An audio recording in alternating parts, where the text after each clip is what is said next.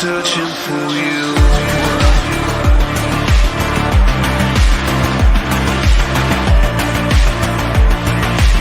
I'm still searching for you.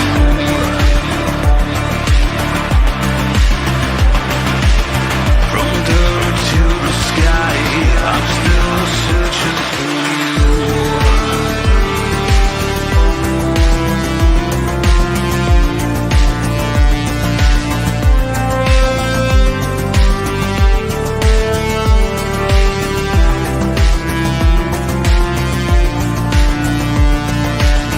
I'm still searching for you.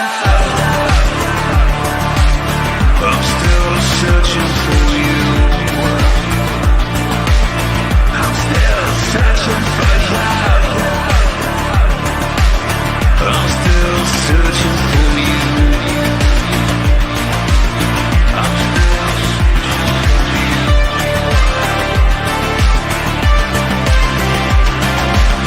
from dirt to the sky.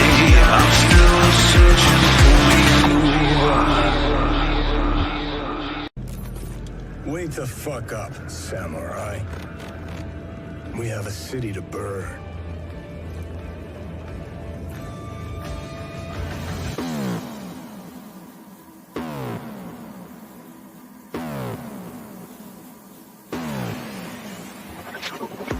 You disgust me. Who gives a shit? Go on. I made it the fuck up. I'm it. I'm it. I'm it. I'm it. And it is glorious. And I run.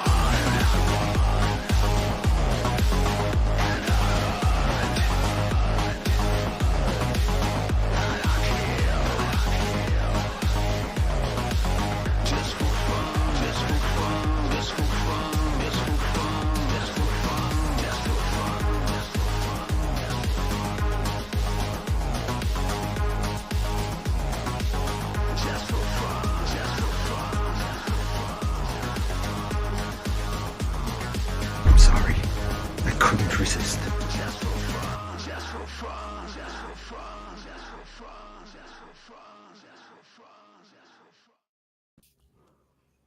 Hello, everybody out there in YouTube land. This is your T-shirted historian, feeling a little under the weather, but making it for a Tuesday. And I brought Ironcaster and Optimus. Hey, hey. Hello. How you doing? Brandon, the anime guy. Oh man, I'm so glad you're here. Hey, if you want to shut on the panel, Brandon, let me know. I will be happy to let you on because I have something I want to ask you about. Being the fellow anime nerd that you are. Patty's I haven't seen that man in 24 hours. Brandon? I need to hang out with him more often. I really do. But I need to hang out with more people more often. We don't hang out enough. We don't. Surly, it's good to see you. All right, guys. So, my newest thing right now is there's a game I've been waiting for quite a while now, ever since I heard about this several months ago, like way back in the summer, I think. It's still not out. I've been champing at the bit. And they dropped a demo for it this week.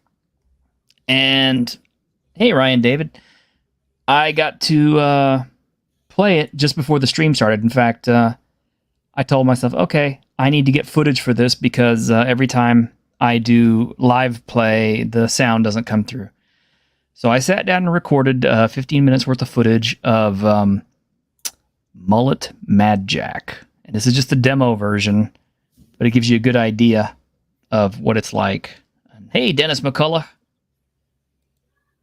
So I'm going to show y'all how cool this thing is. And let me tell you what, man, the music is really, really good on this. I can't wait to get the soundtrack.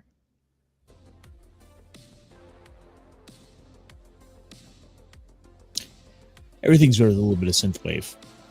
Yeah, very much synthwave. I'm not sure why the sound was down so low, but I did adjust it in game. But look at how beautiful those graphics are. Yeah, and if you've got any kind of epilepsy or anything like that, yeah, this is not a game for you. Skill issue.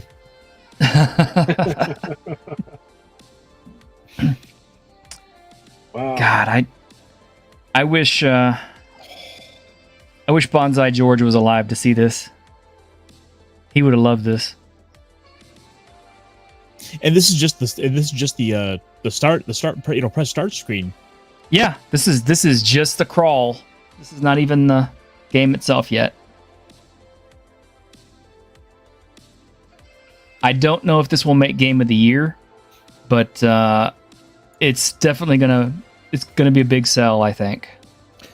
Well, the issue is for this year, it's got to compete with Pal World. Oh yeah, Pal World is. Man, I'm still looking at that one. I got a little wrapped up in the soundtrack, so it ran a little bit long, but I wanted to make sure I wasn't missing anything. So, you know how it is. It's like one of those tricky little Nintendo games where, like, if you let it loop 17 times, you get to have like the secret costume unlock.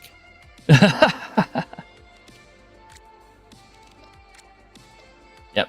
And there I am actually checking out all my options. Hey, there's Optimus. Okay. Oh, cool, Patty. I'll check that out. Yeah, it does kind of remind me of Gunship a little bit. Yeah, This it is reminds going up me- against Texan 8. This reminds me of so many of the things we used to play back in the 80s and 90s. Yeah, I like that. It's got a little bit of a retro feeling. I Yeah. was gonna do leisure mode for the stream, but I said nah. At least do easy. It's my first time. I literally just played this before we got on. We're late because he was playing. We're not late. Arrive exactly when Second we late need is to. late. Far into the future, men and the internet merged into a new being. Humans need dopamine every 15 seconds or else they die. Sir, initializing our live stream show. Looking for a protagonist. Tracking. Setting up the Isekai truck. Mm-hmm. He sounds like a strong siren type. Sir, I'm going to call in. You entered the Peace Corps Justice app, the #1 moderator streaming app. You will enter live stream shortly. And this is all made on Unity, by the way. Surprise? These amazing sneakers. Today's mission: to rescue the influencer princess from the robot scum. She's got 2 billion followers, you know. The first moderator to rescue her on a live stream wins the prize. God, I wish I had 2 billion followers. Triangulate her location. Right now, she's right in front of you. Watch out!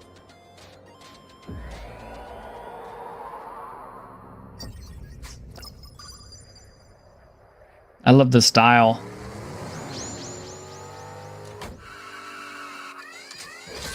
Oh, right down to her clothing too.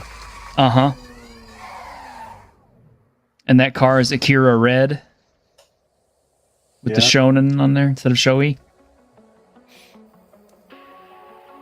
Nakamura Plaza. OVA FPS. Yes. Yes, is an OVA FPS.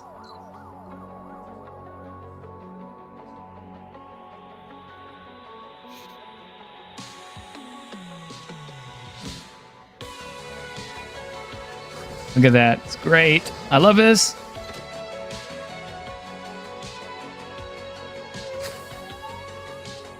Consume.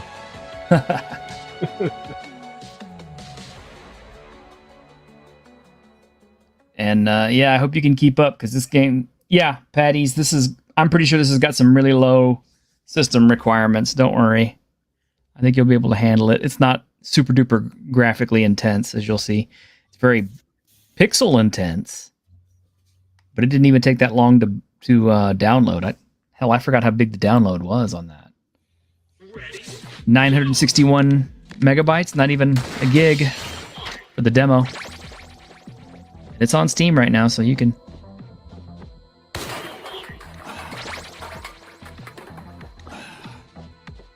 chug, chug, chug. Pretty much. See, this guy gets it. Like, he's filling his body with nothing but preservatives to extend his life. This is exactly how I live. And energy drinks. Hey, hello. God, it's like I'm looking into a mirror.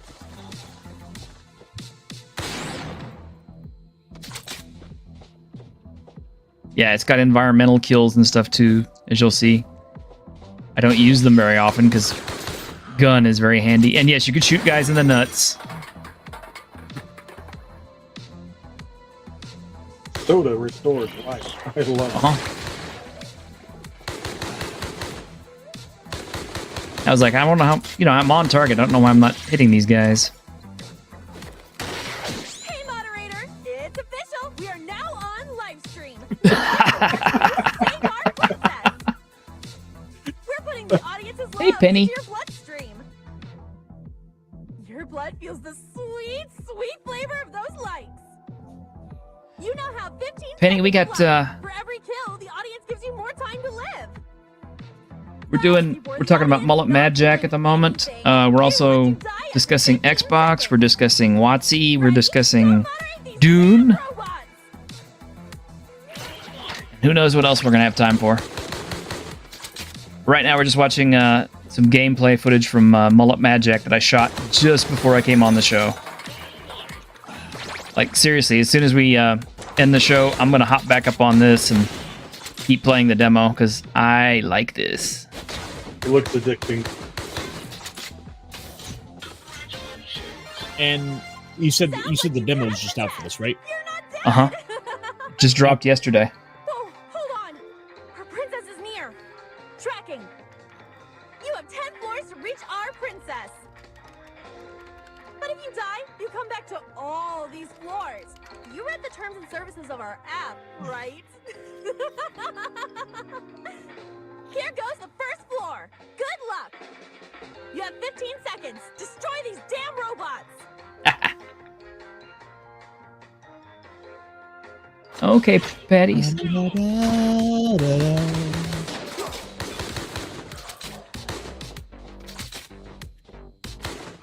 I at least tried to try out all the different weapons, so. Makes sense. I mean, like, even down to, like, the wallpaper in this game. Uh-huh.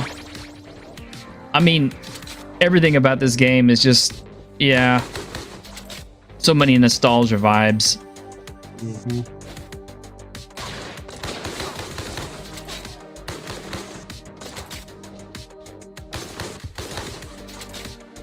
Yeah, you saw my life meter. It's starting to buzz on me there.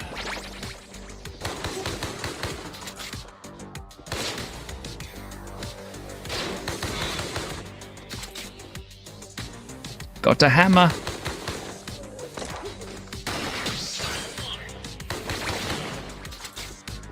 Yeah, and certain kills will get you more time than others.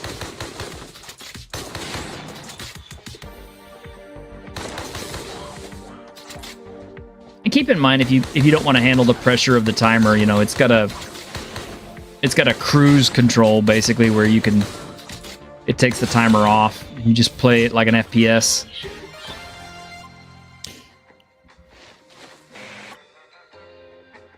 Here's where you actually get to see your first stuff that you can pick up. Now, I have a machine gun. Ho, ho, ho, ho. I didn't like it as much, though. I gotta tell you, I like the shotgun better. See you, patties.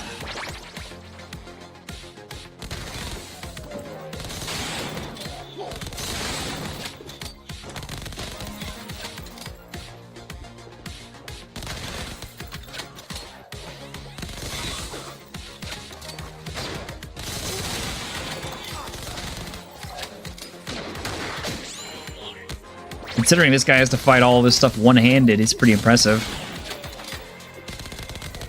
He should be used to it. Yep. Yeah, see, I should have kicked that guy into the mill, but I didn't think about it. I don't got time to think. Basically, you really don't. There's not a lot of time to strategize, and the levels are randomized from what I remember. I'll be curious to see if they decide to give you upgrades, like, to extend your time. They do. There are certain things that you can pick up that'll extend your time, like the lollipop and all that. See you, Dennis. Nut shot bonus. I really wanted that, but I thought, nah, let's try the shotgun. Because I'm all about that shotgun life. Nat Shoddy. That's right. Shoddy too hotty. There we go. There we go. I mean, considering this is my first time to play. Yeah, and you can kick them into the soda machines and kill them.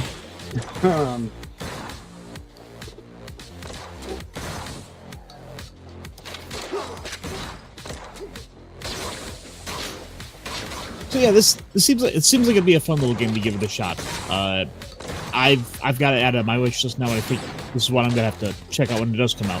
Actually, I could even just download the demo and try it out tonight. Yeah, absolutely. I have no idea what the price point is going to be, but it doesn't look like it's going to be super duper expensive. I mean, gut instinct, I'm saying $15.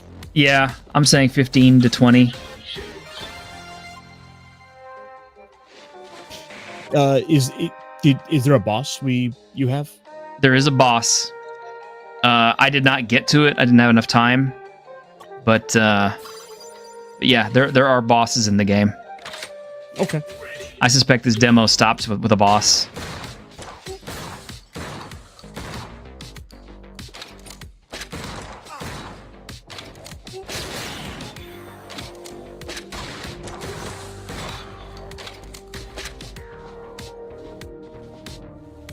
Yeah, picked up a cleaver. I must use it.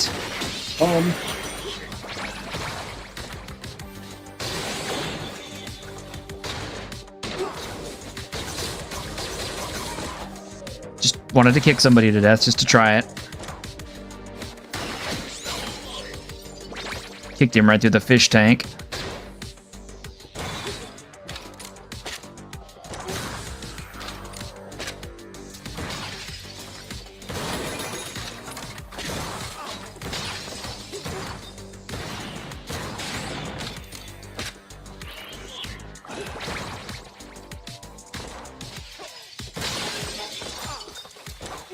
Yeah, I agree, Surly. Yeah, the pump action shotgun is just so much fun in the games. Yeah, Ryan, I caught the Snatcher vibes off the enemies too. Ryan just wanted to say Snatcher in chat. Uh-huh. And I stopped after this one, but I had to see what the sword looked like.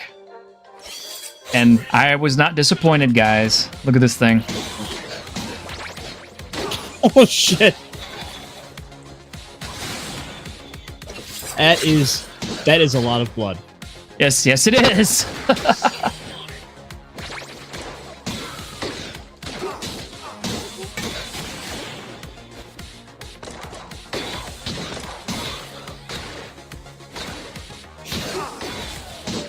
mean, the only thing that's missing is one-liners from Duke Nukem. Yeah, that's about the one downside here.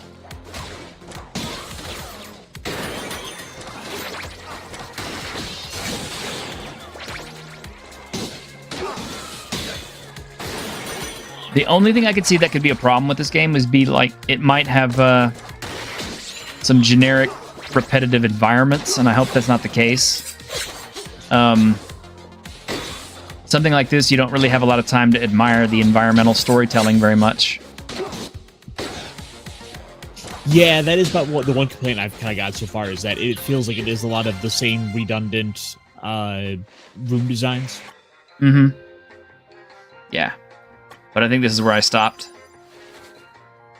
But oh, I guess not. Yeah, I wanted to try the speed boots. I think it's been a pretty good little sample of what this game's like. Mm-hmm. Yeah, I stopped. So there you go, guys. That's fun. Yeah, thanks Yeah. for showing that off. Definitely. Yeah, I've been waiting for it to come out. The previews for the game really look sweet. I can't say enough good things about it. Now that I've actually got a demo in my hands, it's fun. I don't know if it can be controlled with joystick, but most FPS games work better with the mouse and keyboard. I've found anyway. I mean, yeah, that tends to be the you get better. Yeah, you tend to get better results with mouse and keyboard for first-person shooters. You have a near infinite amount of customization to the keyboard. You can kind of lay it out infinite number of ways. Mm-hmm. I like the vibe alone. I mean, the gameplay.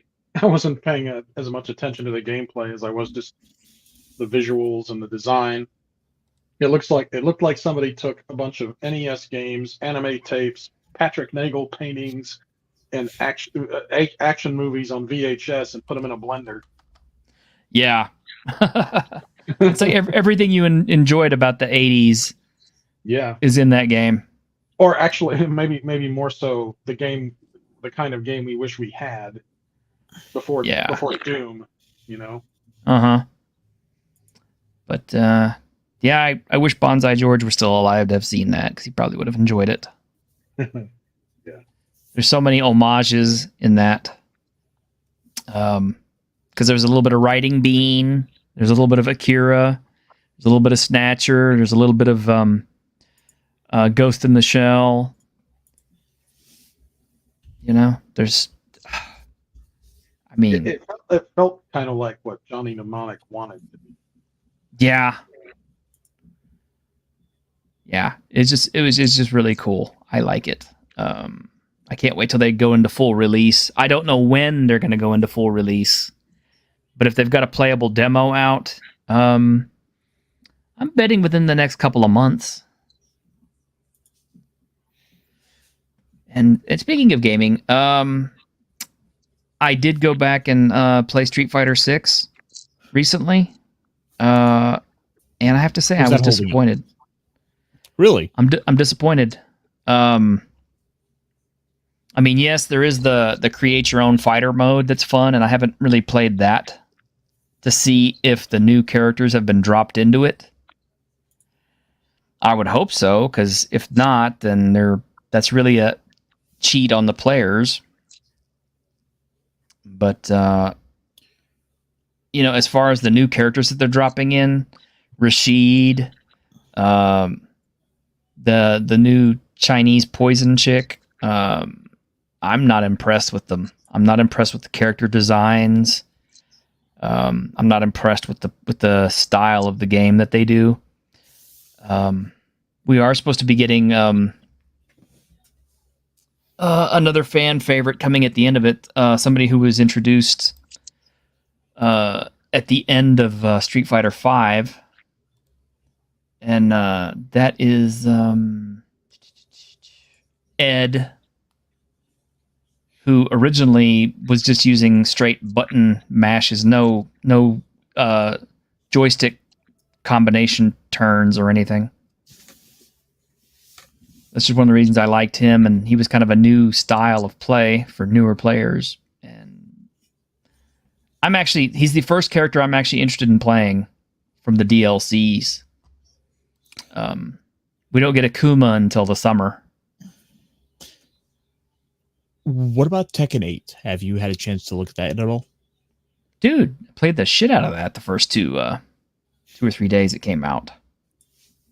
So yeah, I beat the arcade mode on that. I beat the story modes, and I have beaten the arcade mini story mode on that. Can I say, man, it's Tekken. It's fun. It's probably the best story mode that I've ever played, and the fight between not Heihachi. Heihachi's dead. Between Jin Kazama and what's his name? Takuya Mishima was just awesome.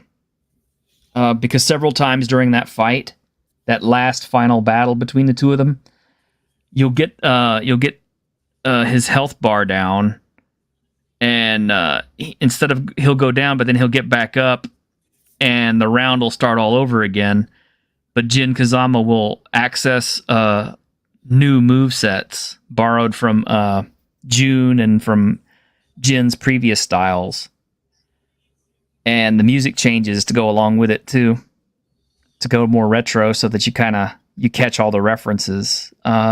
It's a lot of homages, a lot of remember this.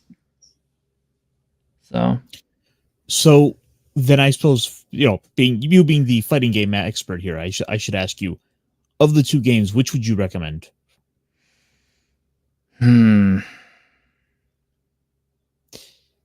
Because I have to wonder if, Tekken 8 is kind of the hot flavor of the minute, and right. For someone wanting to pick up a new game, they're more inclined to probably pick up Tekken 8 because it is the newest of the new. Okay. Well,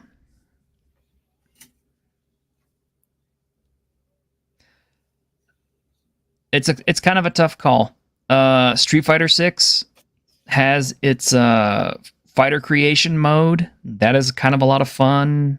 You can kind of have a lot of fun with the RPG elements of it. And it's got some pretty deep game on that.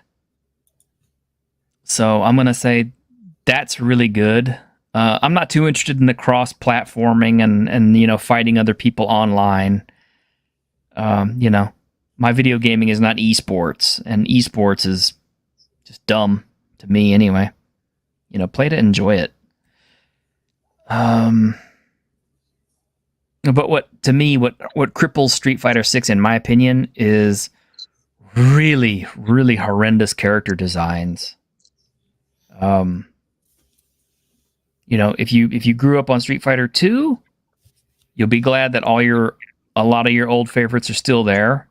Ryu, Ken, Chun-Li, Blanca, Honda, Zangief, all those guys are Guile, they're all there.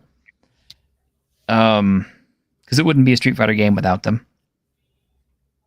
But all the new characters that they introduced are trash designs. I wouldn't give them a second look.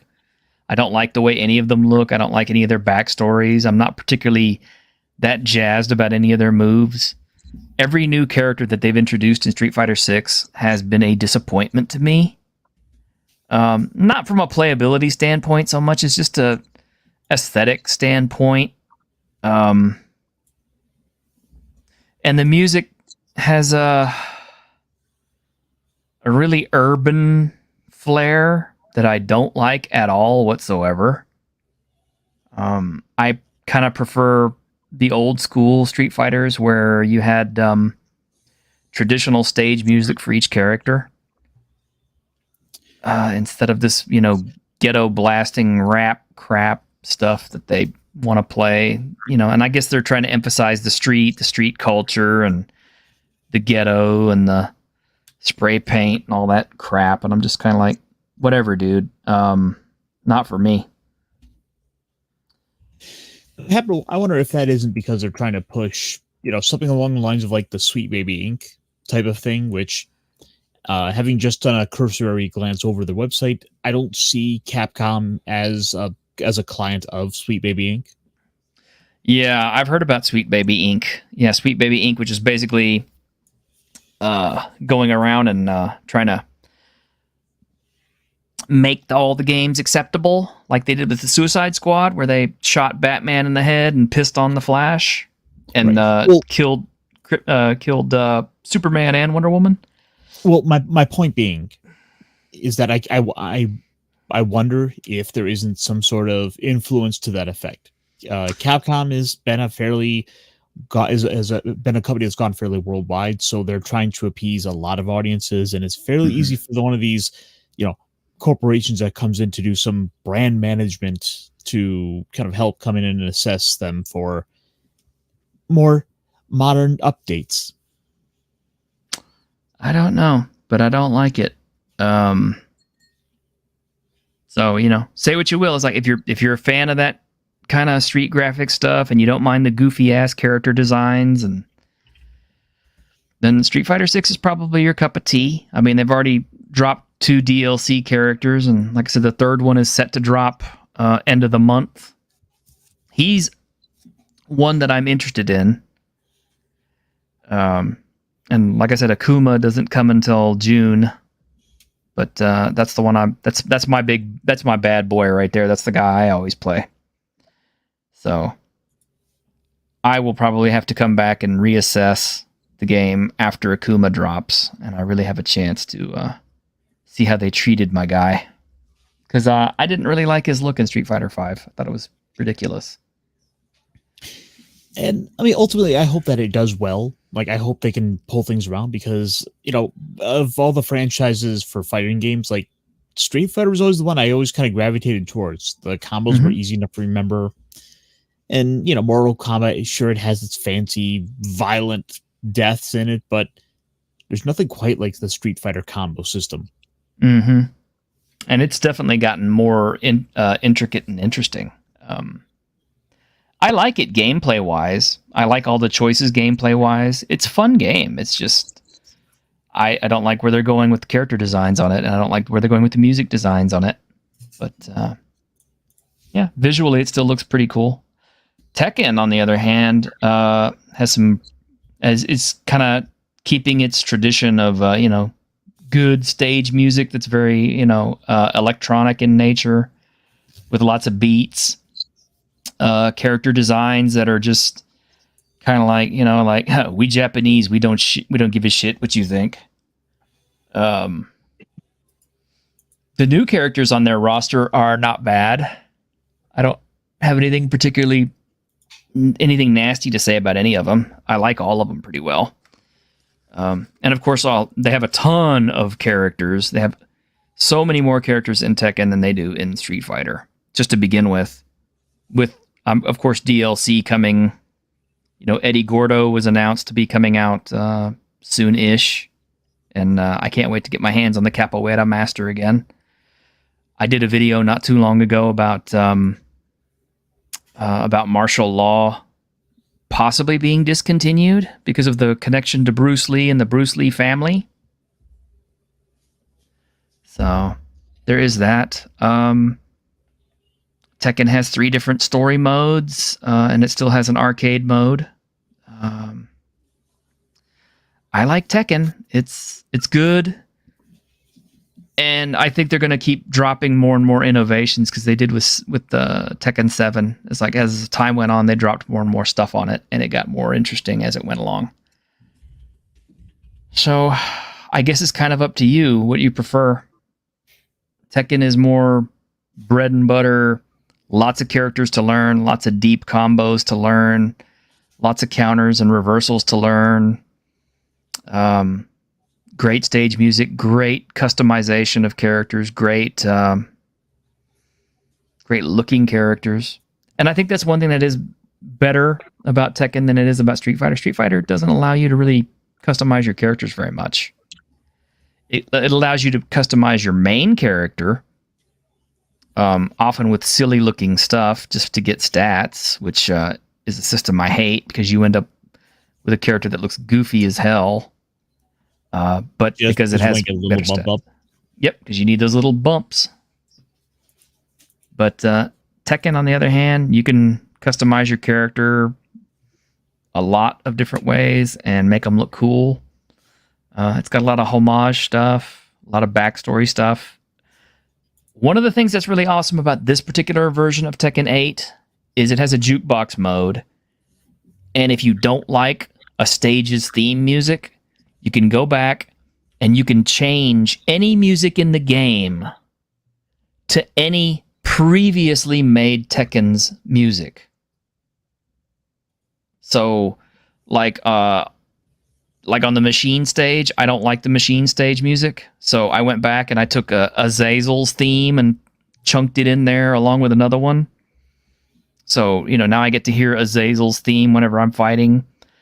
By the way, Azazel comes back in Tekken 8.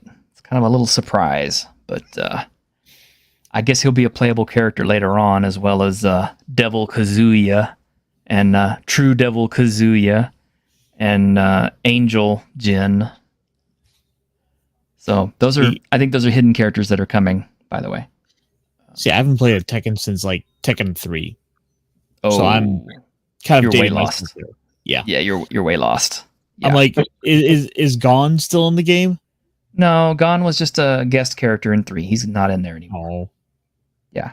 I was like, Gon.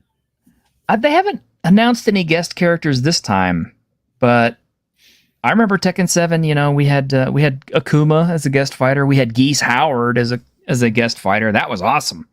Oh, nice. Dude, I was cheering when we got Geese Howard. I played the shit out of Geese Howard in Tekken 7. Yeah, that's where I'd go first. Mm-hmm. We got that Final Fantasy character. We got Negan. So we will get more licensed characters in Tekken, I think, than we will in Street Fighter. So with that in mind, let me ask you then. Swing for the fences. What are some of your dream DLC characters for Tekken 8? Oh, damn. Let's go 3. Give me 3 dream characters.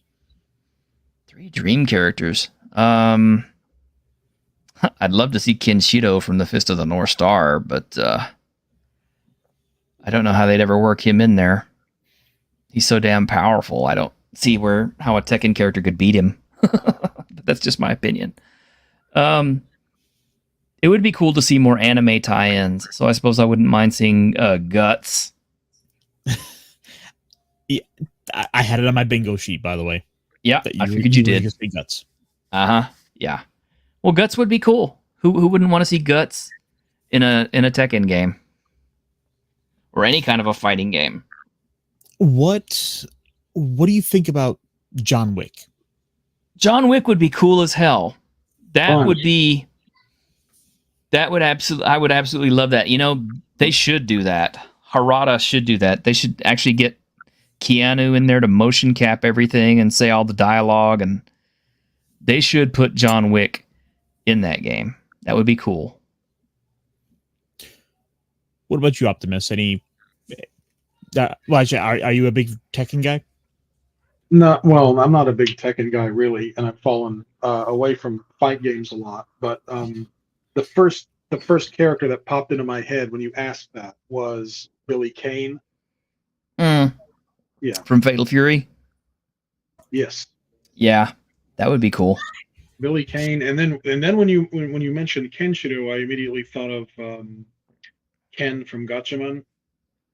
I don't know if they'd ever do something like that, but Why they've worked with Capcom before, and Capcom has gotten work with Toei, I think, or whoever it is who owns the rights to Gatchaman to do that.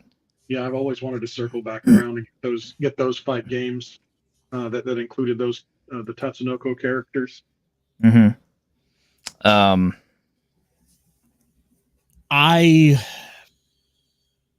a bit of a sucker for the Darkstalkers, so I've got to give it obligatory. I'd like to see like one of the girls from that in there. Morgan, Felicia, Hisenko. There you go. Why not? I mean, they've worked with Capcom before in the past, so the two companies are on friendly terms. And it's also not like, Capcom's doing anything with those characters, so yeah. May as well. They dropped the whole Darkstalkers line after 3 because it's just like they said, it was not profitable. And I'm just kind of like, you guys are dumb. But who knows? Given enough time and enough fan interest, they could bring Darkstalkers back for like a 3D incarnation, just like they have Street Fighter. That would be interesting. Darkstalkers revival. Every now and then, Udon will do a Darkstalkers comic. Mm-hmm. So, for example, I just got one from with Morgan and one with Hisenko, and I'll be right back. Yep.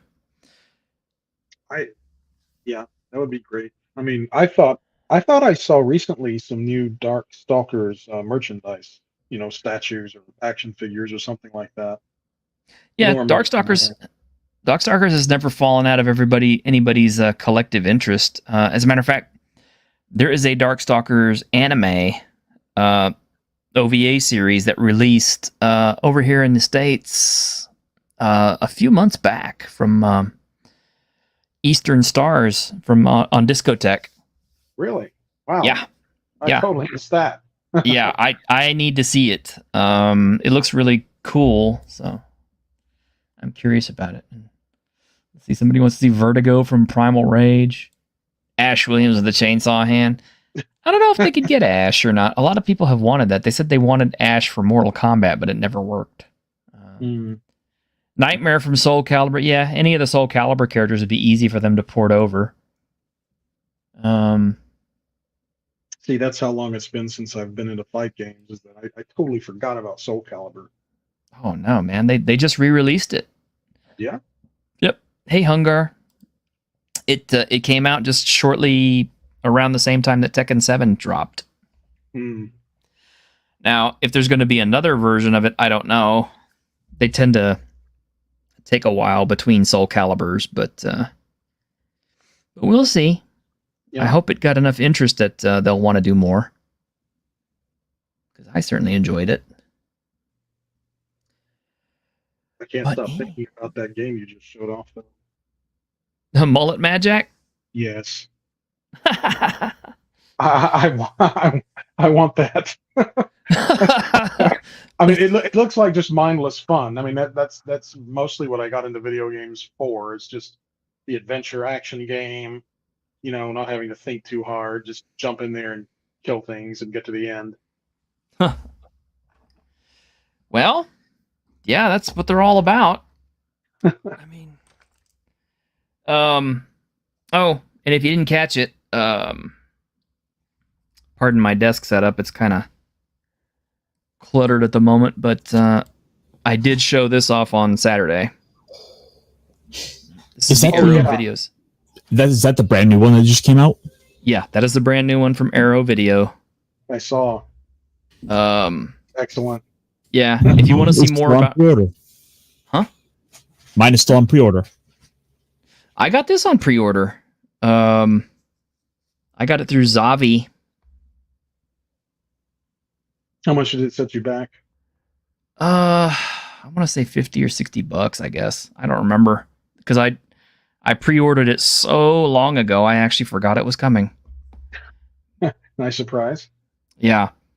But it's nice. The Conan the Barbarian comes with, I want to say 3 discs. Well, actually, I think it may just be 3 discs altogether because I showed it off on Saturday, so you guys can go back and watch the live unboxing to see what it looked like. But no, I'm not going to do that. I need you to do it for me again now. No, I'm not going to do the whole thing. But, okay, yeah. It's 3 discs. And disc 1 is the feature for Conan. And then the second one is all extras for Conan. I have not watched this yet. What's the third? The third one is the Destroyer, which only came with 1 disc. Oh. But, yeah, I would recommend it. I think they've got a what do you call it? An HD version of it too, but I didn't order that because I don't have an HD player. Oh, you mean the 4K? 4K, yeah. Sorry. That's what I'm waiting on. I've got the 4K pre-ordered, so when that comes in, I'll be able to show that off for you. Nice. And typically speaking, when they do put out the 4K, you typically will get a Blu-ray copy with disc as well, so you're not completely out of luck. All right. So what do we have for other news? We had apparently Dungeons and Dragons, Wizards of the Coast, has fired their book team.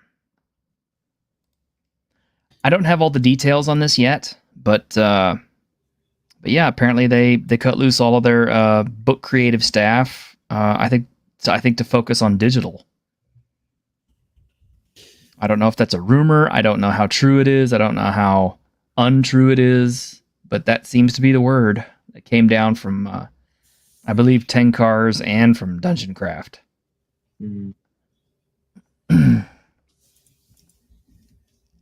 Well, I mean, it's kind of not surprising if these were people who, depending on when these people were hired, if they were hired just to basically get the new edition set up and ready, and it's mostly done. They kind of don't need them to stick around. Yeah, you guys are digging into it right now. IC main topic of the week. Yeah. Personally, I can't help but think it's like, if you guys cut back on all the sensitivity readers and crap and stopped worrying about, making certain people in the audience out there happy, you could probably save a little bit of money. But apparently their method of saving money is to stop printing books, I guess. But from what I understand, the new edition is ready to go. But for some reason, they're delaying it until, May? Well, I mean, from what little bit I've heard, it's that because from what little bit I've picked up, with the way these things are printed, they're printed in page batches, and they're just waiting on like certain pages to come in and be finalized. So they've got parts of the book ready to be assembled. They just have certain elements they're waiting on. Well, they aren't going to get jack shit done for a little while because all their printing is done in China and Chinese New Year. Yep. Unless, of course, actually, didn't they just recently announce they changed like printing companies? They're not doing with Penguin anymore. Right. Could they have moved to Vietnam? No. Actually, I would think they would. If I were them, I'd have gone to Lithuania.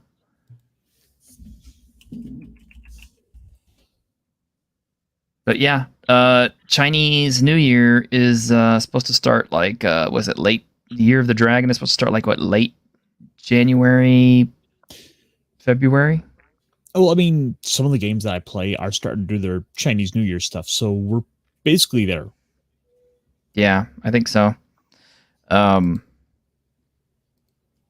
That tends to affect a lot of gaming companies, especially board game companies that do a lot of their printing in China, which a lot of them do. Because I would get notices from Kickstarter all the time where, game companies would say like, yeah, right now there's not a lot of news because, it's Chinese New Year, so all the production has stopped and all this, that, and the other. So, hey, Paladin. Well, I mean, at the same time, though, this is the best thing for the hobby right now because it's allowing other companies to potentially steal that limelight. Grim and I were talking about that on Saturday, and we were, I was like everybody else. I was kind of hyped up, thinking about, WOTC getting sold to Tencent, and then of course the announcement came down like, no, we're not selling to Tencent. But I did ask him. I said, which game do you think? Let's say that the Tencent merger had gone through or acquisition had gone through. Obviously, they would drop D&D 1, on schedule, and it would be the last Wizards of the Coast produced D&D 1 or D&D. And from there on, you'd have like about a 5-year minimum lag between the next edition, which would officially be the first Tencent edition of D&D. And considering how everybody feels about Dungeons and Dragons right now, 5th edition, and the new change that's going to come through with the new books, because I've been hearing a lot of people are not going to pick it up. They've lost all interest in D&D as a company. They've, even people who were part of the excited, Mercer crowd and everything like that have kind of ditched that company since the OGL debacle. So my question to him was this: do you see any game company that is poised to fill the void that D&D leaves behind in that hiatus? See, I'm actually kind of the opinion that if you can get Dungeons and Dragons away from Wizards of the Coast, it might actually do better. Because Wizards of the Coast has time and time again tried to make D&D like a video game. They did it with 4th edition. They're trying to do it again now. This is just their track record. They want to try to fast track it to that monetization. Oh, yeah. And I don't think that's, Tencent is going to be inherently better. They'll probably likely try to do the same things. We just may see them at least kind of back off a bit, because if memory serves, isn't there like another Chinese company getting a hold of like some of the Conan rights?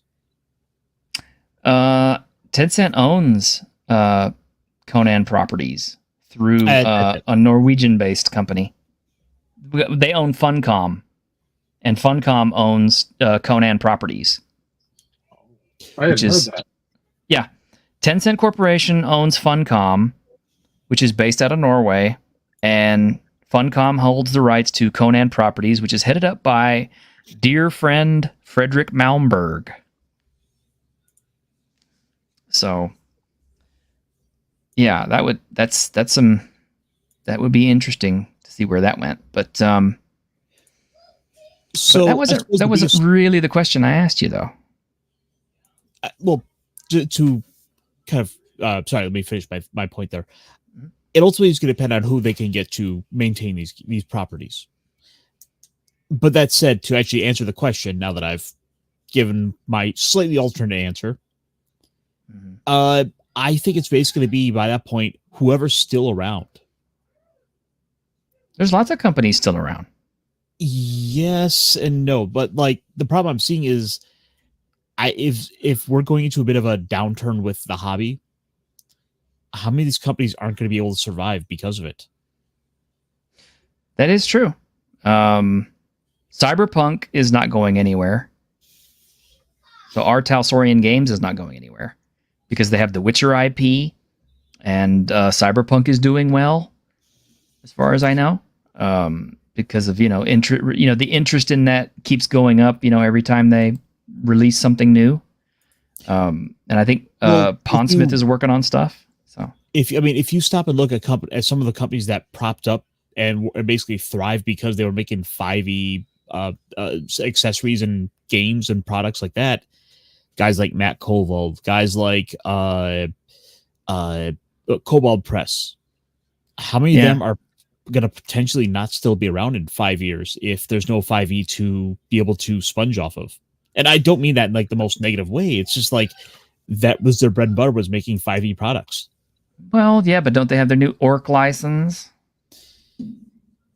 Yes, but it's a derivative. Yeah, they're all trying to replace Dungeons and Dragons. Well, Grimm said that he figured Warhammer could do it if they started putting Warhammer Fantasy on the shelves, because 4th edition is actually still pretty good. Well, although I've kind of heard a little bit of the opposite. Like, people seem to not be taking as much attention to it. Like, it doesn't get the attention like the 40K does. No, it never has. And if that's the case, then let's hope Games Workshop, who, by the way, has got some news going on with like the production stuff. Anyway, if they can let that Warhammer Fantasy just kind of do its slow growth and kind of build up its momentum, that could potentially do the trick. Speaking of which, a game I recommended to Grimm like a year or two ago, Warlock, which is based as a kind of like an homage to fighting fantasy, but it's also kind of an homage to old AD&D, and it's a bit of an homage to Warhammer in a way. He played that on his live stream this last week, and all the players seemed to like it pretty well. I was too sick to participate, but I listened in the audience, and everybody seemed to have a good time with it. He seemed to enjoy it. He actually said that he would run it again. And I figured that would be the case because it has some very deep, old school rules that your old book game players can enjoy and your Warhammer players can enjoy. The only thing is, people who are weaned on a diet of 5e are gonna have a real hard transition into Warhammer, because Warhammer gives no fucks about your character. every fight you get in Warhammer is pretty much life or death, and I mean, combat is very deadly, and I guess that's by design, but also part of that design is to make you think about whether or not pulling your weapon on somebody is the best course of action. Or maybe using tactics is a better course of action than trying to take somebody head on. So, but yeah, it would be. I would love to see Warhammer Fantasy Roleplay resurge, take over the market. I said I would like to see Troll Lord games fill that void. Castles and Crusade, and then the new Amazing Adventures, second edition that's coming out. Has there been news with that? Not lately. I've had it kickstarted and pre-ordered for a long time now, so I'm just waiting for it to arrive. Right now, Troll Lord Games' big news is all the Gygax properties that they have. Yep. And there is a lot of them now. Apparently, yeah, there's a lot of stuff. Loot Gygax is actually putting out some new stuff with the GUI Cube. They have a new game that's set to be coming out that is part of Gygax's legacy. I mean, is it Loot Gygax is working on it? And it's supposed to be Kickstartering. I've got it on notification. I can't remember the name of it, but that is coming out, I think, within the end of the month or so. Well, let's of course not forget at this point the most important of all Kickstarters,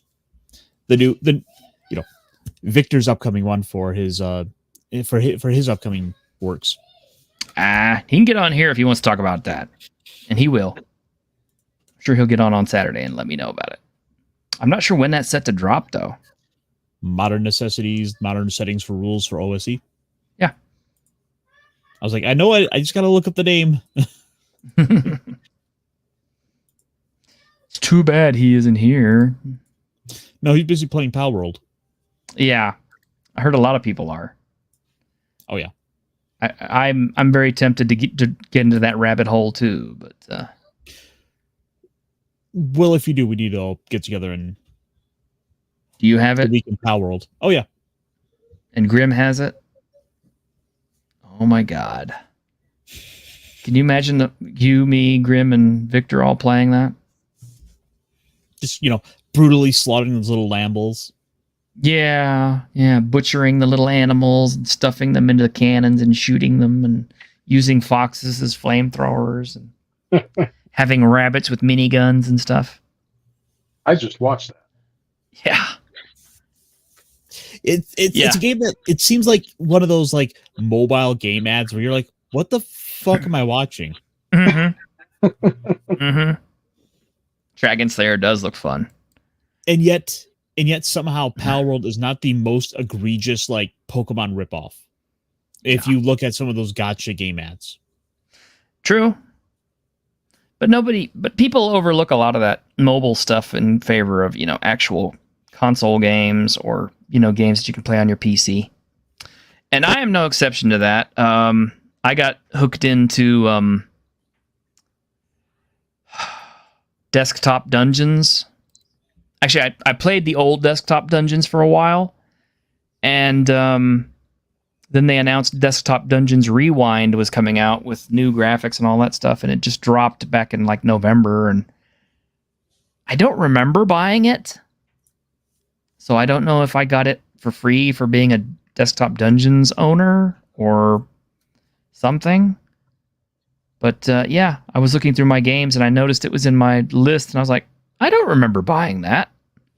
So I installed it, and Jesus Christ, it's so addictive.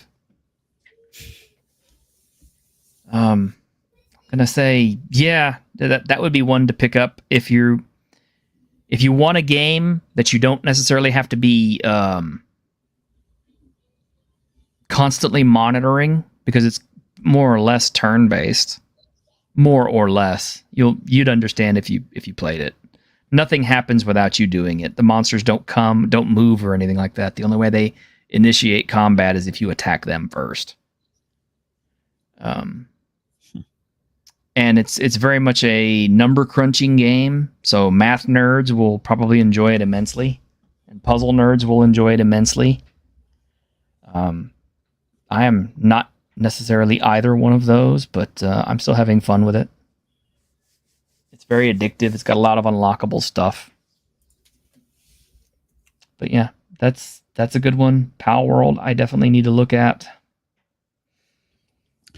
So many good games. Yeah, and that's one of the interesting things right now is that it's a lot of these little smaller like development teams that are making the Rockstar games right now. Mm-hmm. Fun as it is having like a game from like a big name studio, like back when Rockstar used to be the cream of the crop. Mm-hmm. The reality is the people that made those games great have moved on. They've started their own little companies. Mm-hmm.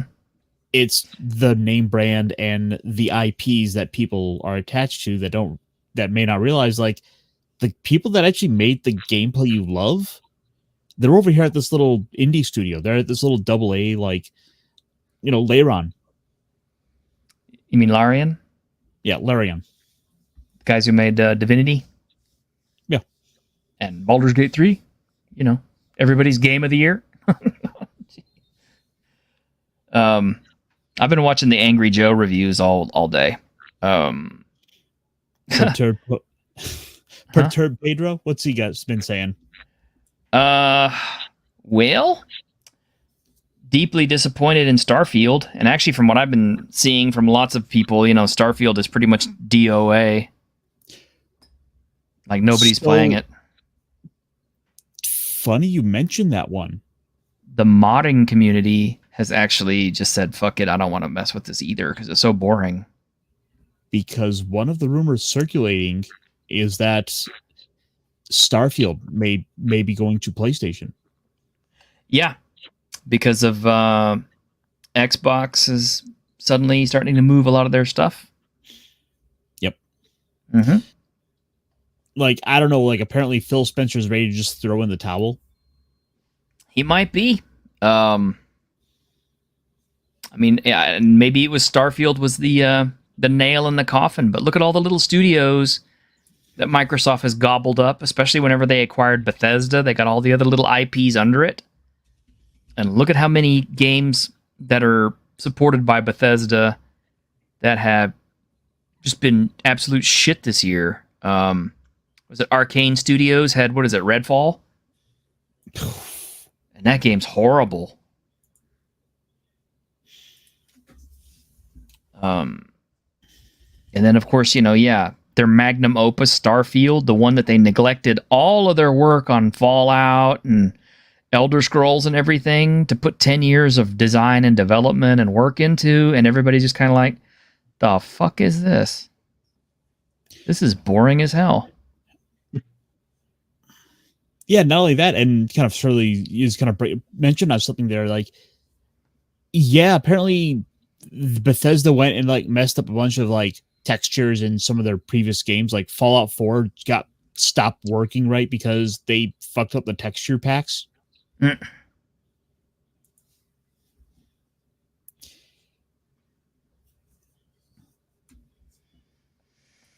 Well, they've pretty much given up on Fallout 4 anyway. They're pushing Fallout 76 because it's the only revenue stream that they've got with Fallout IP. Except maybe for those of us who still like the little Fallout shelter, game. That's kind of fun. I gotta get you playing that Nonogram's Katana. Has been my go-to mobile game for the last like 5 years. Mm-hmm. Still, I paid $5 like 4 years ago on it, and I have not paid a cent since. Yeah, that would be nice, getting into a cheaper game, because Fist of the North Star is killing me. I love it so much, but damn, it is a money sink.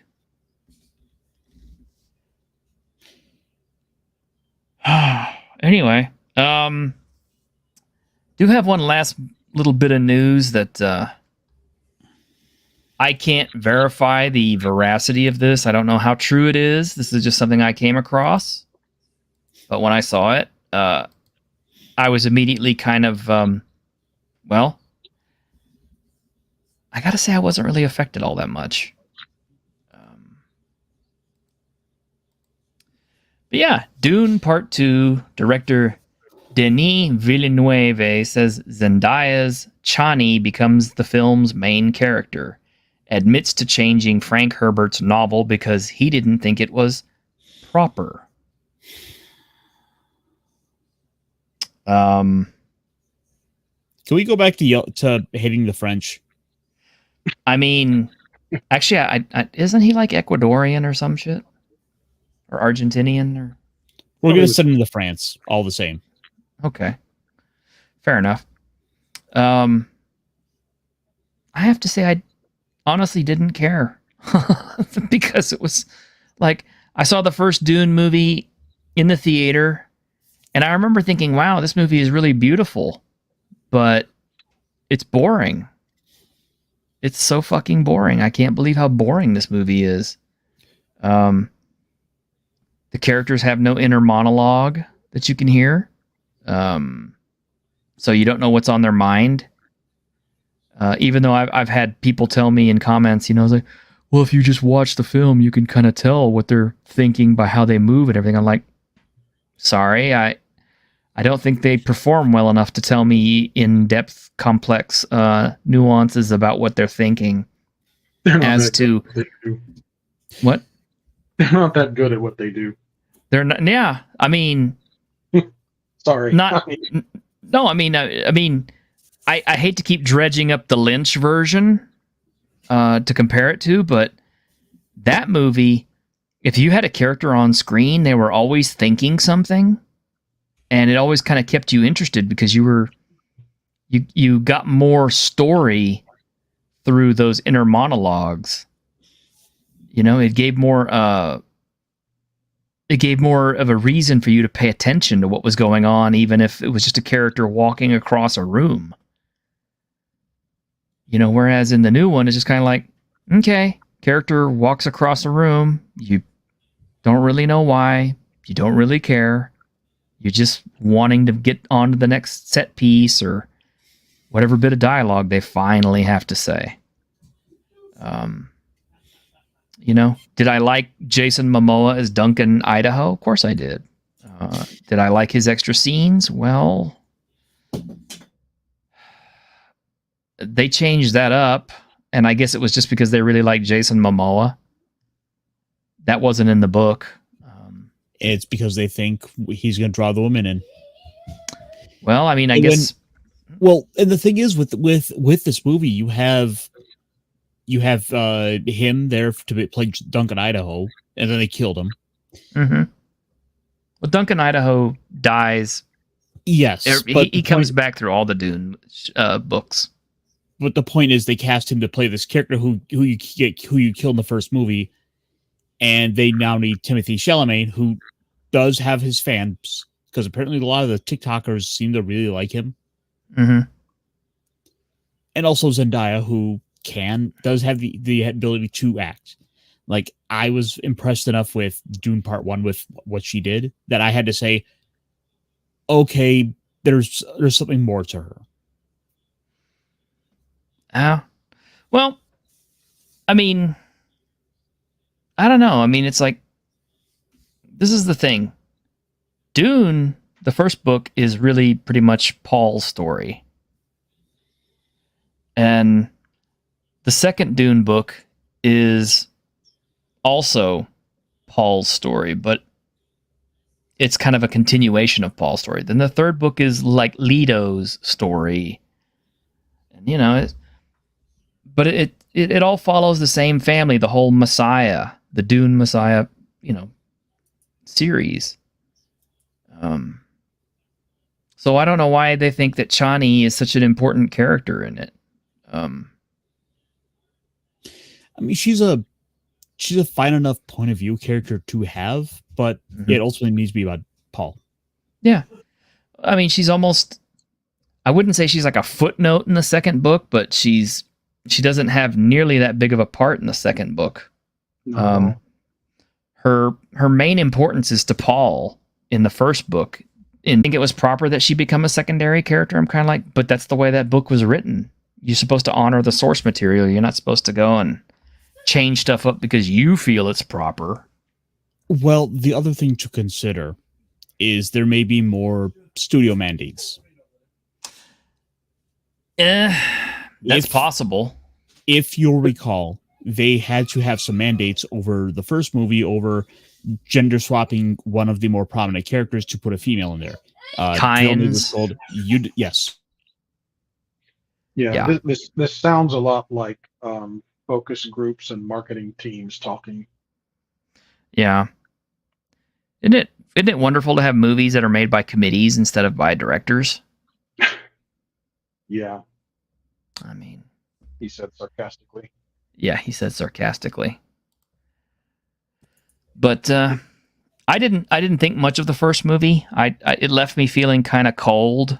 And I've had people tell me, "Well, the book is kind of cold," and I'm just kind of like, "Is it? Did we read the same book?" I have a feeling that too many people are reading the books and they're lensing it with their own particular point of view instead of reading the story that the author wants to take you on a journey on. And I think that's a problem that a lot of modern readers, especially our soy boy who didn't like Howard's work because it was too too toxic and too apey. Too many readers these days try to read classic literature or classic books through the lens of their own, life choices, lifestyles, and their own interpretive views of themselves. I believe the phrase you're looking for is modernity. Self-insertion. They're looking at it through the lens of modernity. Yes. Rather than just trying to go on the journey that the author is trying to take you on, because the books are written in such a way as to where it's like, this has nothing to do with you. This is a story I'm trying to tell you about this world in a different place. It has nothing to do with your world whatsoever. It has nothing to do with anything. Anything that is related to your world either doesn't exist or has long gone to the point where we're past all the questions of whatever it was that you had. And that's the way you should read the books. Just read it as the author wrote it, as they intended it to be. Not as some, well, I just didn't like Neuromancer because I just felt that Chase was he wasn't very nice to women.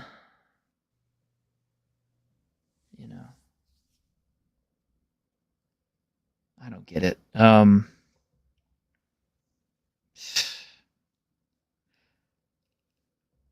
don't know where literature is going to go in our country, honestly. Well, I mean, we've been seeing what's been going on with Garbro, how he's had trouble getting his book published at all. Like the publishing houses are just completely controlled. You cannot go through that system unless you're willing to make concessions, unless you're willing to make changes to placate them, to placate those gatekeepers in the industry. And it's a shame. It is a shame. I don't know what else to say about it, but go ahead, Optimus. I was saying, go independent. Yeah, that's about the only thing you can do. Yeah, I mean, it's the only way real artistry comes through anymore in gaming and in literature and in film. Yeah, Patties, you're right. We can't even make good new stuff. We're just recycling good things and making it into shit. Yeah. Anything that's good is an homage to something that we liked previously, that we enjoyed previously, but you can tell the difference when something was made with love versus something that was made with antipathy, right? Well, I mean, there are good things out there if you just know where to look. I mean, yeah. Right now, for example, in the world of comics, the Energon universe is like the best comic out right now. The Really? stuff for Transformers and G.I. Joe. Absolutely, yes. T-shirt, you need to read the Duke comic book. Okay. So currently for the Energon universe, I believe there's a book called Void Rivals. I haven't checked that one out yet. But then there is the proper title, Transformers, which then has Duke and Cobra Commander spinning off of it as sort of how are the world of the G.I. Joe stuff, that's all being set up sort of with Transformers and the introduction of that into Earth to help shape things to come forward. How does Cobra have all the crazy tech they have? Well, it's because they got a hold of some Cybertronian technology. That would make sense. And trust me, if you read Cobra Commander, it's this really has been, good. It's been this has been the peak of my month to just get to go read these books. Hama's not writing these, is he? Who was that? Larry Hama's not writing these, is he? So Hama is continuing the G.I. Joe comic, which is good. Picking up with like 301, 302, 303. Okay. I would actually read those. Yeah, I mean that's still going on. They're still selling that. And as it stands, we have give me one moment. I'll pull up the writers for this. Okay.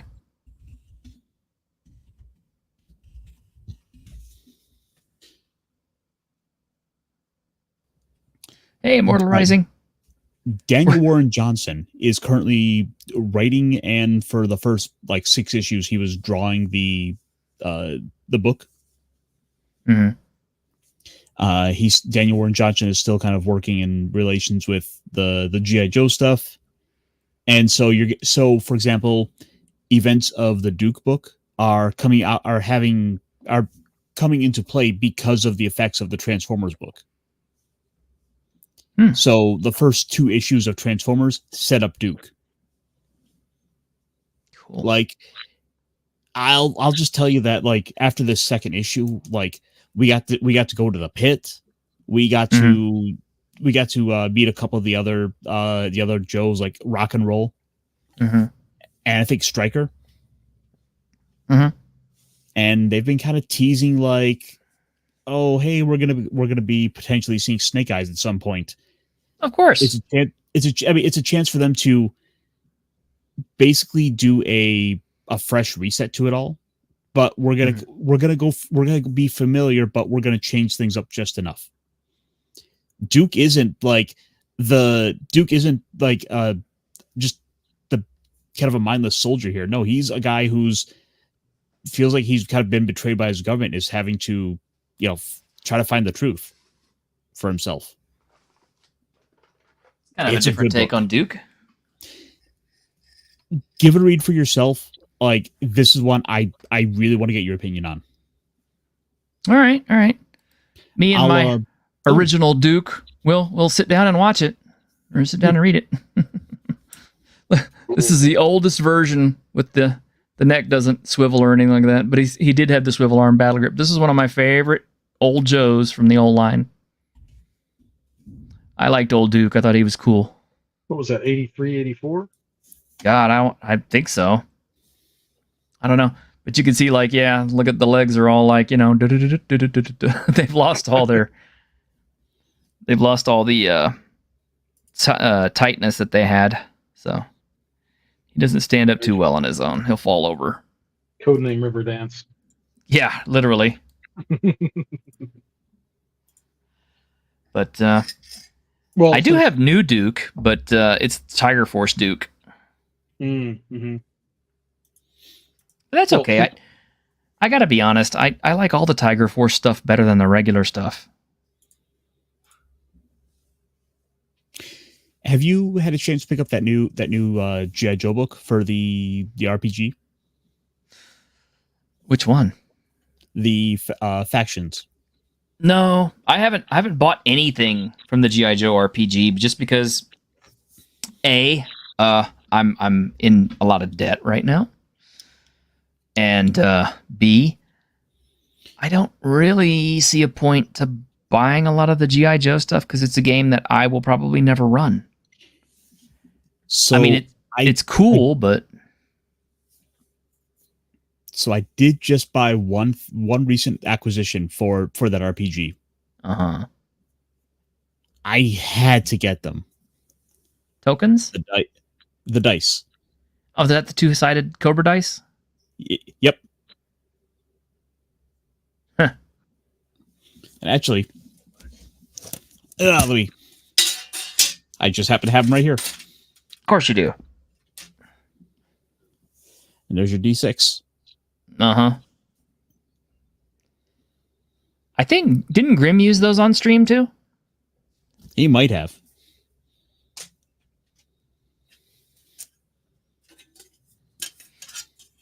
Yeah, the dice are all like that. My biggest complaint is I don't get a percentile with them because the system does not use a percentage dice. So I got two D20s, but I kind of want to be able to use them for like the regular for other more traditional D&D. Mm-hmm.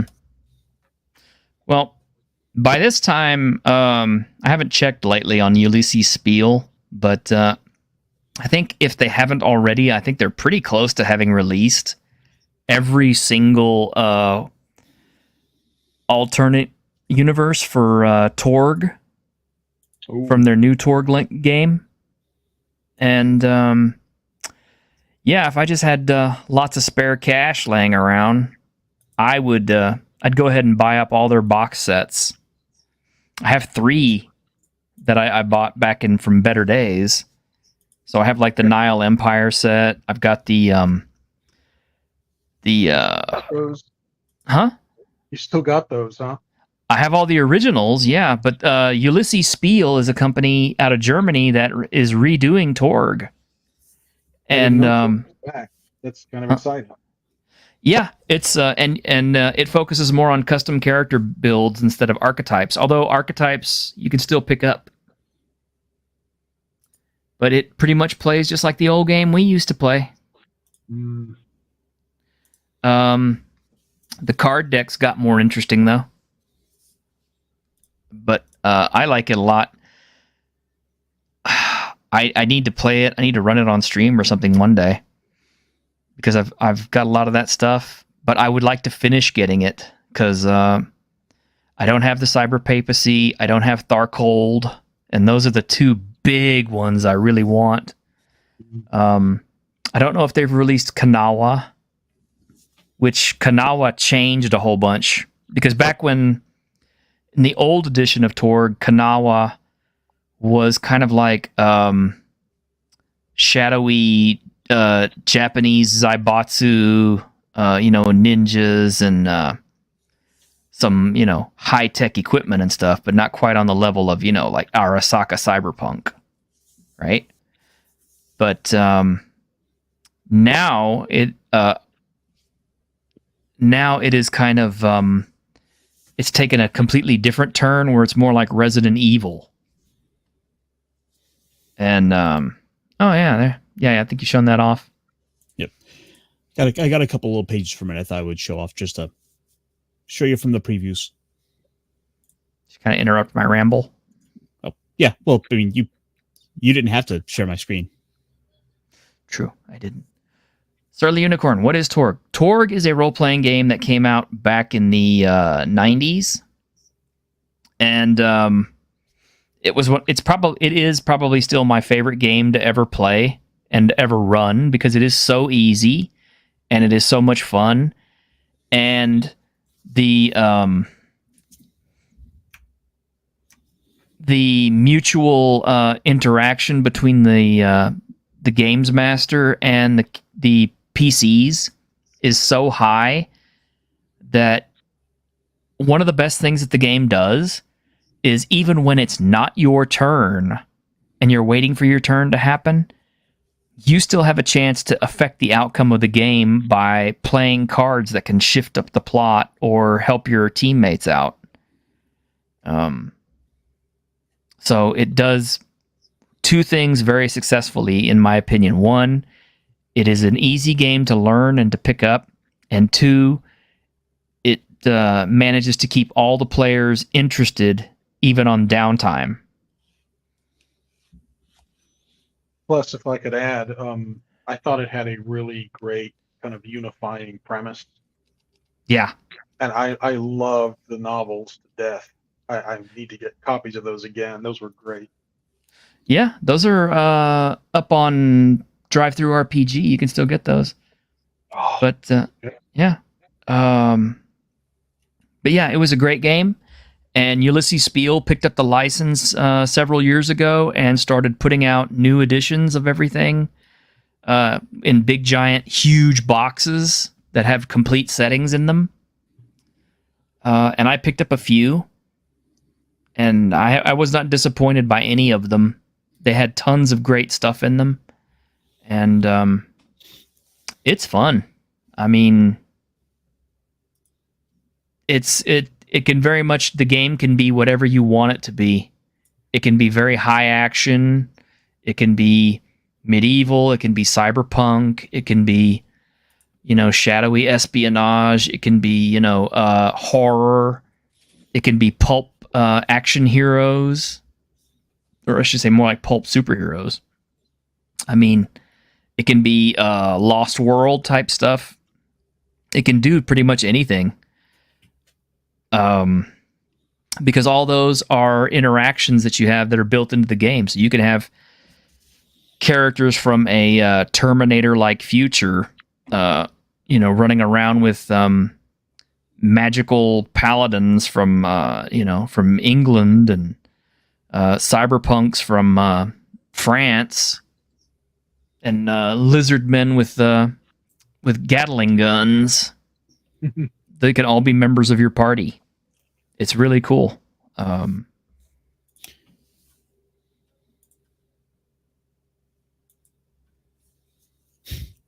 haven't even been looked at this. Torg, the other role-playing game. Yeah. I'll say it's a game I've never played, so I have nothing to contribute to the conversation. Well, we should play it sometime. I like the concept. Yeah, I want to try it out sometime. So maybe one of the weeks where we can line up schedules right, where the stars can align. We can give it. Summer is coming. Summer is coming. When it gets here, I will have more time. But I definitely want Grim in on it. And I don't know, maybe Optimus would want to join in just to join in for an old game. Yeah, like for old time's sake. Yeah. So I'm gonna. Oh, sorry. Go ahead. Finish your thought. I was about to say I'm about to throw this off. Oh, I have one last thing. One or two last things to share here, real quick. So do I.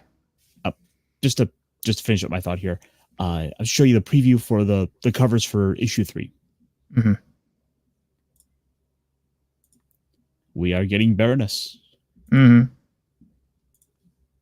And there's some pretty decent covers. Yeah, that one's good. I kind of wonder if our friend Gary works on it anymore. I kind of doubt it. I bet I could probably look it up on League of one of the comic sites, and I can see what he's working on. We could just ask him. We know the guy. Yeah, I know, but I like to I want to be all hacky man and go, I'm in.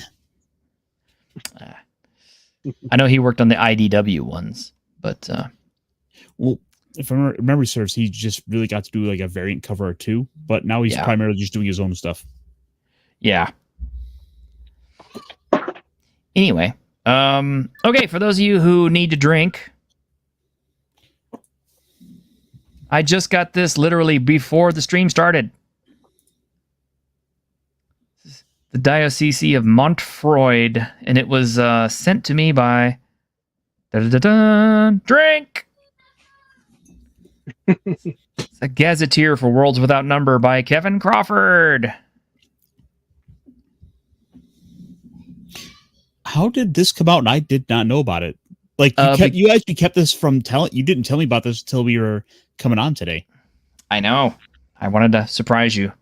But yeah, it literally popped up in my inbox, and it is a gazetteer. It also has a short adventure called Mylon's End, which I've shown some pages from before. But yeah, this is a Kevin Crawford piece. It is for Worlds Without Number, and it was included as part of the Worlds Without Number print edition that I bought from him as part of that Kickstarter. So I'm very happy to have it now because it gives me an idea of how his campaigns are set up and how he runs things.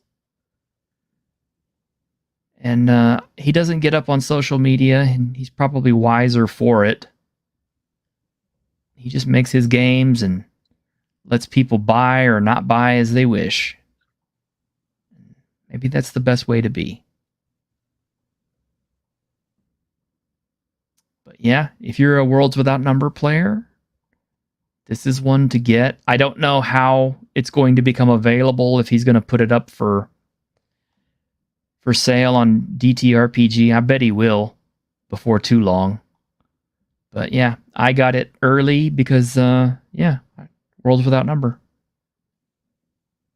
That's why I will always back this guy. But neat stuff. Cool. I hadn't even had a chance to read it myself yet. All I read were Mylon's End, because he would release like pages from it. Looks fun. Yeah. Wow, look at all these Fae and pagan. Wow. He's got a lot of new creatures in here that I haven't seen before. This could be fun. Yeah, and this is his. This is how he actually builds a dungeon. This is what a Kevin Crawford dungeon looks like. Mm. He does a lot of time tracking and activity rules, including, encounters and preps, journeying.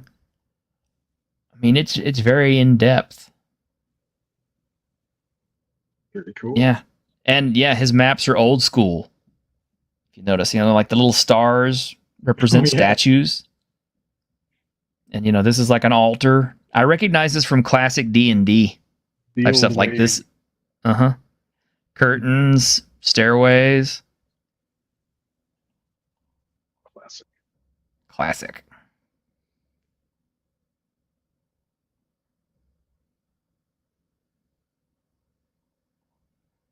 But I'm excited to read through it and maybe get a chance to run it at some point, because I haven't run Worlds Without Number on my channel yet. So I would probably try to run this. You should. I should. See, this gives me a chance to try out the games by living vicariously through your efforts. Huh.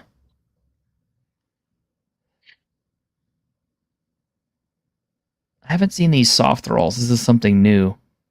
Interesting stuff. But yeah, there you go. If you guys hadn't drunk yet, there's your chance. Awesome. Yep. Okay. Well, if I may, I just have a couple of real quick things to share. First, I want to ask, since we tangential to the worlds of G.I. Joe and Transformers, since we're talking about Hasbro properties, have either of you heard about the new Mask news? Yes. No. Yeah. Yes. I heard that they're making a new mask. Is it anime or? Well, they've applied for a patent. Hasbro has for Mask for an animated series. Mm-hmm. I came across this on histank.com, and they've got the patent office number, the trademark name, it's Mobile Armored Strike Command. Nice. And so, I mean, I don't know. I've always thought that maybe, I don't know what Hasbro's thinking is about Mask and what they're going to do with it. but I always thought that a great way to reintroduce it would be to kind of integrate it into their world of G.I. Joe and Transformers. Yeah. And that may be exactly what they're leading up to with the new comics. It's just a theory, but it would be really exciting if they did that. I can see them re-releasing the toys, but I don't necessarily see them producing new versions to match the size of the GI Joes now, just because the vehicles would be prohibitive. Well, I didn't think they would. I thought what they do is just make masked toys something closer to the originals with the smaller figures, and maybe make GI Joe and Transformers branded toys to just go along with them and fit into that niche. Well, I mean, from what little bit I've kind of seen, like Hasbro has been much more open to licensing out as of late. I mean, we've brought up Renegade Game Studios is doing some of the stuff for Joes and that. Super 7 is doing some G.I. Joe stuff as well. They're doing Transformers. Like, Hasbro is in dire straits for money. So right now, I would not be surprised to see anything coming out. Yeah. They're all about IPs. Oh. Hey, is that looks like Rodimus. It is. But it's Chester, you've been singing the praises of that mold, and I'd already wanted to get one, and I totally, almost by accident, came across this. This is the Shattered Glass Rodimus. That way he looks like a biker? He kind of looks like it. It's like, oh, it's Lemmy Kilmister as Rodimus. You know. So, what do you think about the mold? It's amazing. I mean, I've agreed for a long time that these recent years of Transformers toys are mini masterpieces, and if any one toy exemplifies that term, it's this mold right here. He looks definitely a lot like the movie. The detail, insanely so. The engineering of the transformation, the accessories, and how they all work. I mean, I totally understand now how they demanded a Voyager class price point out of that toy because of what they had to put into it to make it work. It's superb. It's really great. Oh, let me pull up just a quick image here, so just to show you like some, I'd say some decent photos of it, to show you just like how great this figure is. And I'll just go ahead and pull up a page here. It's like, oh wow, that is like straight out of the movie. It is. I still want that version. I was holding out for. They had announced that Walmart was going to re-release it as an exclusive with I think a toy accurate paint job, but that got canned, so it's not going to happen. I still want to see RC that you can put the new ass and everything on. There's Cup. RC. Yeah. Man, those do look good. And T-shirt. I pulled all this out because we were talking about Skywarp the other week. Oh, is that your Skywarp collection? Yeah. Ooh. Yeah, that's some of it. Wow. Yeah. He's one of my go-to favorites. I don't buy every version of Skywarp, but whenever there's a new one, I probably will get it. I don't see the old one up there. Yeah, I don't have the original or even a reproduction of it. Strangely enough. I wonder if I still have mine somewhere. So I would recommend you go check out the Transformers comic from Skybound, because Skywarp gets to be one of the more prominent Decepticons for the first couple issues. Yeah, he was totally left out of the cartoon, seemed like. It kills me to hear about all this these new series coming out, and I just don't have a budget for it right now. But yeah, I'm hoping I can just circle back around when the time is right, either catch up on single issues, or maybe they'll be in trade by then, or digital. Trade, definitely trade. Yeah, that's my first choice. But yeah, there's the masterpiece, Skywarp. That looks so cool. Yeah, I mean, it's amazing. Anyway, I thought you'd appreciate that T-shirt. Definitely. Like I said, that was my first Transformer I ever bought. Ever. Guys ever play War for Cybertron, Fall of Cybertron? Yeah, those were fun. Yeah. It's just such a shame that like the multiplayer went down for them, because I tried to go back and play that a while back, and the servers are down. You cannot use them.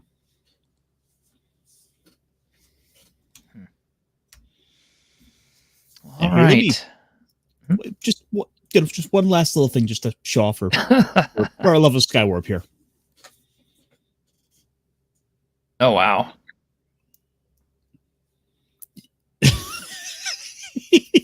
Yeah. Skywarp was a bunch of like military rednecks, basically Garbro and his buddies at Nugget Fest.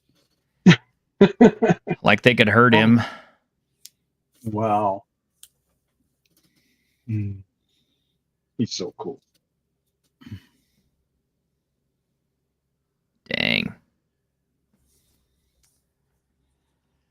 But yeah, no, absolutely. This is a strong recommendation. This is like the best comic out right now. Well, that's cool. I don't know what kind of other new stuff is coming out in February. March is going to be a big month for me. But there is something I did want to mention. We didn't get Brandon the anime guy on here, unfortunately. But something I have been made aware of and people are talking about all the time, and I really want to get into this, but I need to finish up some of the other stuff that I've got too. Is it gushing about magical girls? Sort of.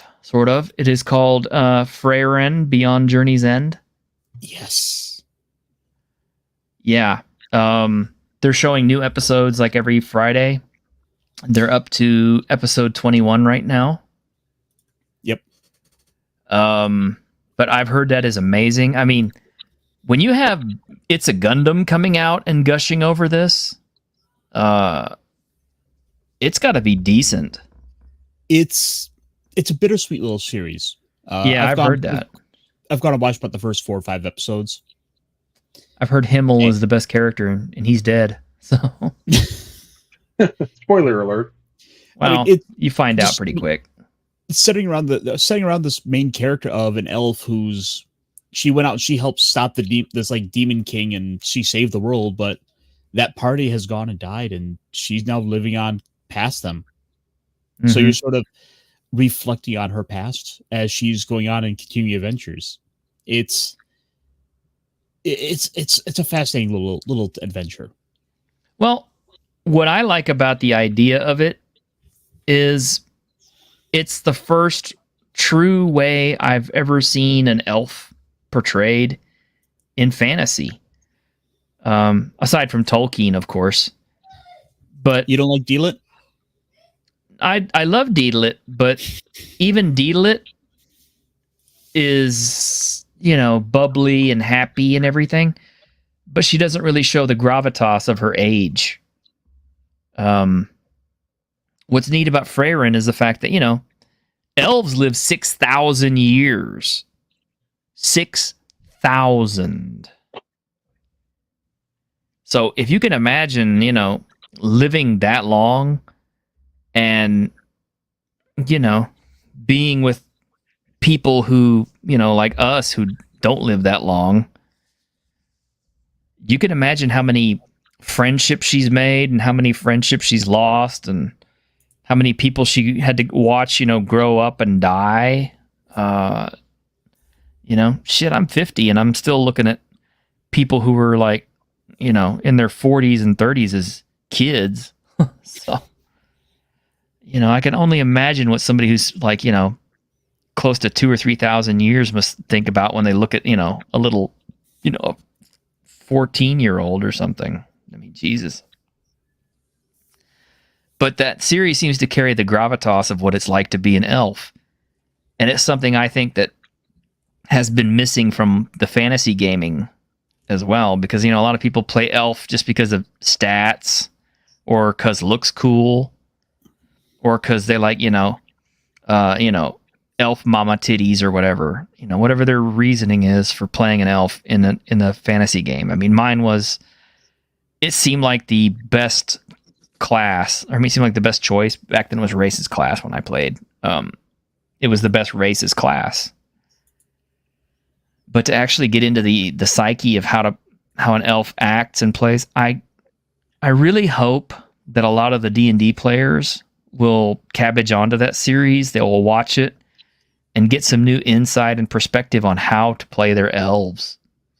And then maybe we'll start seeing a more austere and reflective sort of elf character instead of the kind that we have now, which apparently are lust elves or whatever. I don't know.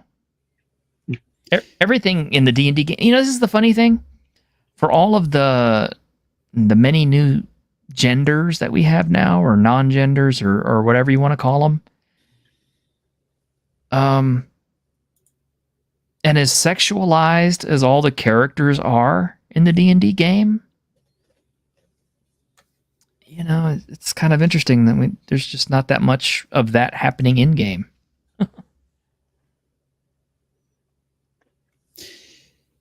It's a good time for some fantasy anime, because that is absolutely a phenomenal series.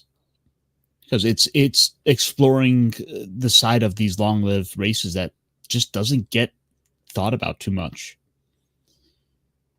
And it's so much of it is always kind of looked at through a very human-centric lens. Mm-hmm. That we are getting at with this series. And other series worth recommending, and just kind of mentioning briefly, Delicious in Dungeon. I love that series. I've been keeping up with that series. I catch it every Thursday. I love that, along with Campfire Cooking in Another World with my absurd skill. And I'm kind of trying to figure out a way I can actually make that as a game. But I think I've discussed that before. Well, I think our buddy Stuart has already kind of beat you to the punch a little bit with some of that for his waifu handbook. He hasn't beaten me yet. Yeah. Whoa. This is it on Crunchyroll. Yeah. Frieren Beyond Journey's End. Yeah. This is the one. And as you can see, don't watch the dub versions, for God's sakes. Be a man. Watch the sub versions. Look, listen to it in the original Japanese. Dub. I'm not gonna sit here and be dub shamed here because I choose to watch this series with the dub.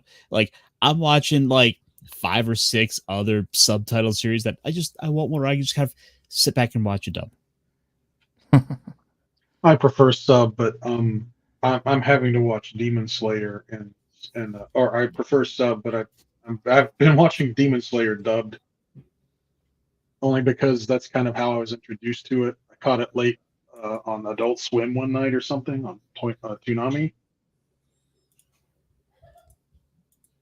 So I'm going to finish it out like that and then circle back around and do it subtitled properly.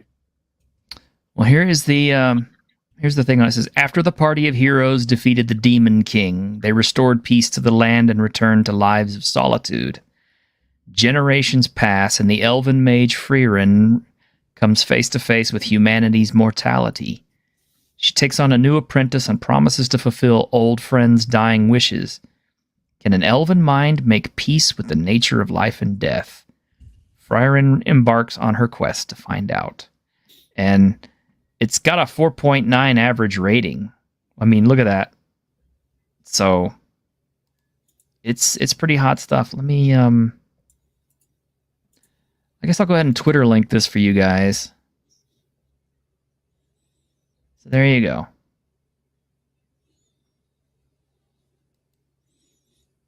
All right, guys, I gotta go. I just got a notification from someone to watch anime.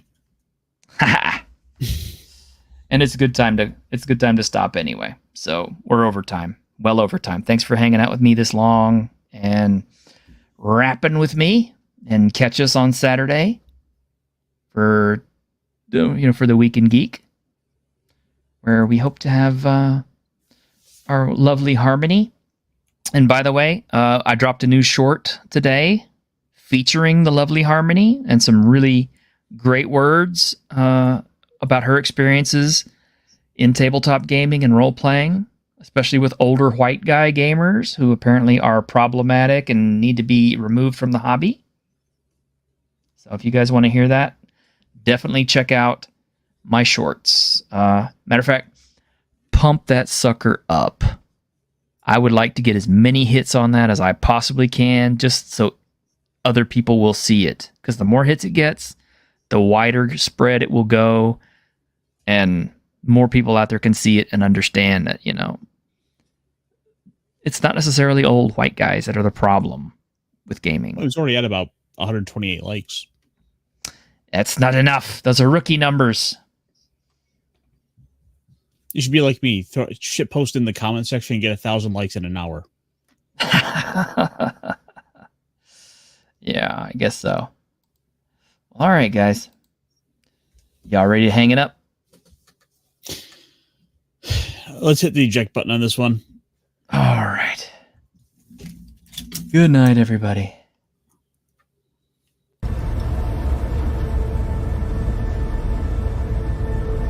Think this is it, kiddo? Yes. So, Promise me one thing, will you? I promise.